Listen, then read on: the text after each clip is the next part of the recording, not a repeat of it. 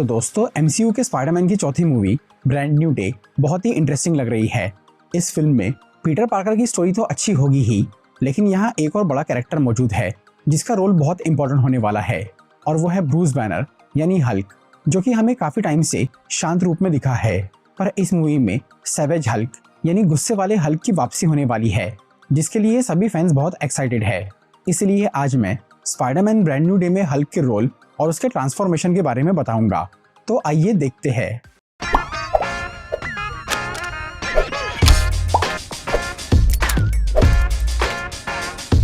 तो जब भी हम हल्क का नाम सुनते हैं तो हमारे दिमाग में एक ही ख्याल आता है, एक गुस्सैल हरा राक्षस जो कि बहुत तबाही मचाता है। फिर भी इस कैरेक्टर को सब लोग बहुत पसंद करते हैं क्योंकि यही हल्क की असली पहचान है। लेकिन एवेंजर्स इन्फिनिटी वॉर में थैनोस से हारने के बाद हल्क ने सामने आने से मना कर दिया था, और फिर एवेंजर्स एंड गेम में ब्रूस बैनर ने अपने दिमाग और हल्क की ताकत को एक करके खुद को बना दिया स्मार्ट हल्क, जो कि उस फिल्म की स्टोरी के लिए जरूरी भी था।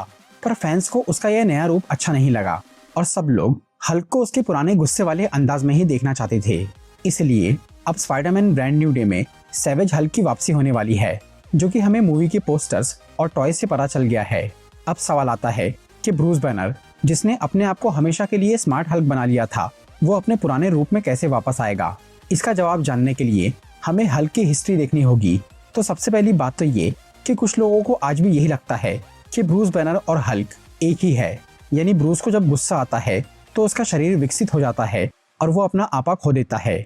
लेकिन सच तो ये है कि बैनर और हल्क दो अलग अलग शख्स है जो कि एक ही शरीर में कैद है, और वो एक दूसरे पे हावी होना चाहते हैं, जो कि अक्सर होता भी है। जैसे कई बार ब्रूस अपने आप को शांत रख के हल्क को बाहर नहीं आने देता, और एक बार जब हल्क सकार प्लेनेट पर पहुंचा था तब उसने 2 साल तक ब्रूस को बाहर नहीं आने दिया था। इस तरह से हमेशा उन दोनों की अनबन चलती रहती है, जहां हल्क को लगता है कि ब्रूस उसे सिर्फ अपने मतलब के लिए इस्तेमाल करता है और लड़ाई के वक्त ही बाहर निकालता है।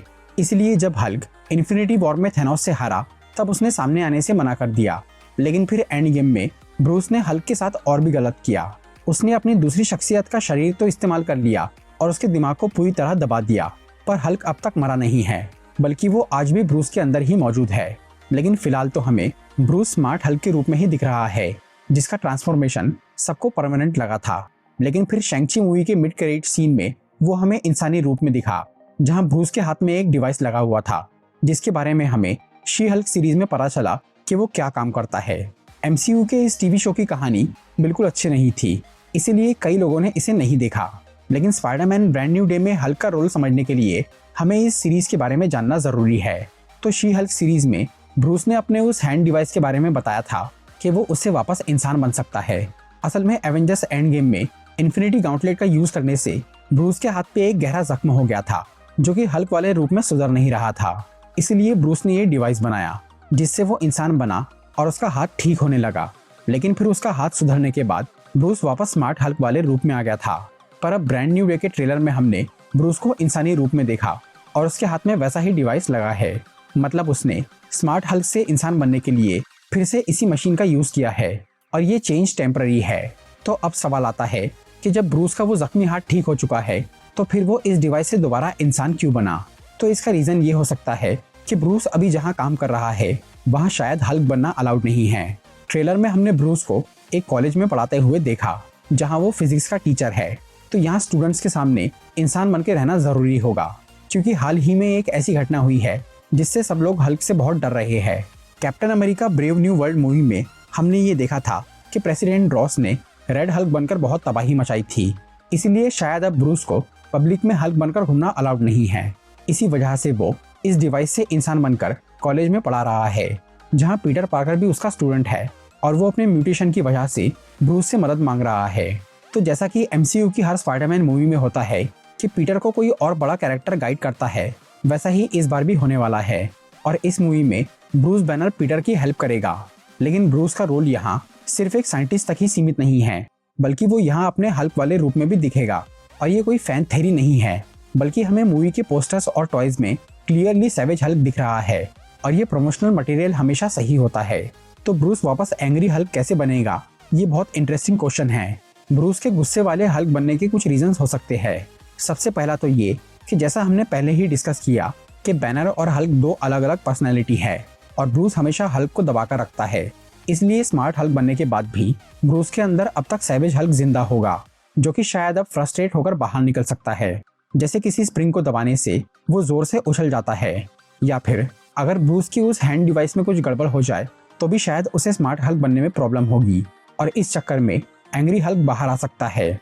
अगले रीजन की बात करें तो वो ये है कि इस फिल्म में एक माइंड कंट्रोलिंग कैरेक्टर दिखने वाला है, जिसे हमने ट्रेलर में देखा है, जो कि एक्ट्रेस सेडी सिंक हो सकती है।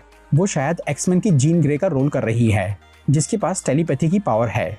तो जैसा कि एवेंजर्स एज ऑफ अल्ट्रॉन में वांडा ने ब्रूस का माइंड कंट्रोल करके हल्क को जगा दिया था, उसी तरह से यहाँ ये माइंड कंट्रोलिंग कैरेक्टर भी ब्रूस के दिमाग से छेड़छाड़ करके उसे पुराना वाला हल्क बना सकता है। अगले रीजन की बात करें तो वो ये है कि इस मूवी में पीटर पार्कर किसी तरह के म्यूटेशन से गुजर रहा है, जिससे वो मैन स्पाइडर यानी 6 हाथ वाला एक भयानक राक्षस बन सकता है, जैसा कि कॉमिक्स और स्पाइडरमैन एनिमेटेड सीरीज में हुआ था। तो अगर सच में पीटर वो मॉन्स्टर बन गया तो उसे रोकने के लिए ब्रूस गलती से या जानबूझकर सैवेज हल्क बन सकता है, क्योंकि उसी हल्क में इतनी ताकत है जो कि बड़े से बड़े मॉन्स्टर्स को रोक सकता है। और हमने काफी टाइम से हल्क की कोई अच्छी फाइट भी नहीं देखी है, तो इस फिल्म में हमें 2 बड़े राक्षसों की लड़ाई दिख सकती है, जिसे देखने में बहुत मजा आएगा। इसके अलावा यहाँ सैवेज हल्क के वापस आने से हमें फ्यूचर मूवीज या सीरीज में हल्क की कुछ बढ़िया स्टोरीज भी देखने मिल सकती है, जैसे planet Hulk, world war Hulk और इमॉर्टल हल्क। तो दोस्तों, ये थी स्पाइडरमैन ब्रांड न्यू डे में हल्क के रोल के बारे में कुछ information.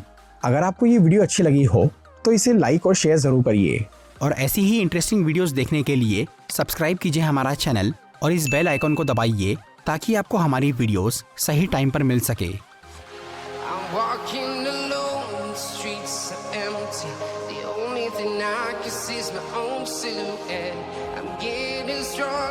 Step by step, the clock is ticking, but there's no time for me.